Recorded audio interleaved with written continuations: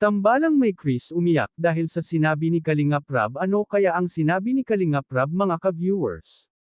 Ito ang pag-uusapan natin maya-maya lamang. Pakiusap patapusin ang video para malaman ang nilalaman nito, at kung bago ka pa lang sa aking YouTube channel, paki-subscribe para lagi kang updated sa video ng mga Kalingap.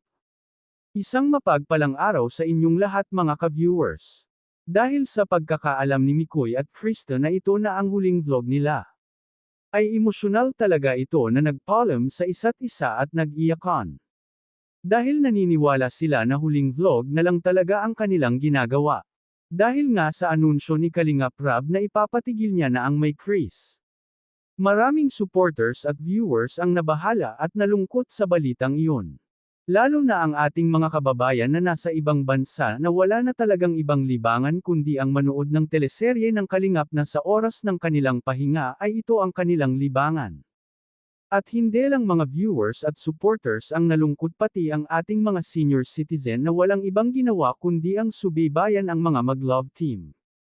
Ito daw kasi ang kanilang libangan sa araw-araw. Talagang marami ang nag-react kung bakit ipapatigil ang may Chris. Maraming ang nagsasabi na fake news lang ito. Siguro kaya yun nasabi ni Kalingap Rab dahil naisip nito na magpapasuka na sa paaralan. Hindi alam kung paano ang schedule ni Krista. Ayon sa vlog ni Kalingap Rab, kinukuha niya kung anong oras ang uva ni Krista para malaman niya ang libreng oras nito. Ayaw kasi ni Kuya Rab na nakakasagabal siya sa pag-aaral ni Krista, kaya inaalam niya ang lahat. Kung noon linggo-linggo may upload ang may Chris, baka daw sa ngayon ay isa na lang sa 2 linggo.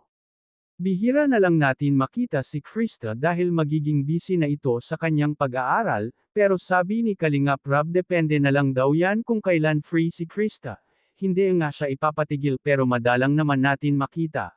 Katulad nga rin kay Beyonce, di ba sinabi ni Kalingap Rab na sa loob ng 2 linggo na lang ito iba-vlog? Marami na nga ang naiinip noon at talagang naghihintay ng upload ni Kalingap Rab. Hanggang dito na lang muna ang update ko, mga ka-viewers. Huwag natin kalimutan suportahan ang ama ng Kalingap na si Val Santos Matubang at ang kanyang anak na si Kalingap Rab at ang munting channel kong ito. Maraming salamat po. God bless sa inyong lahat.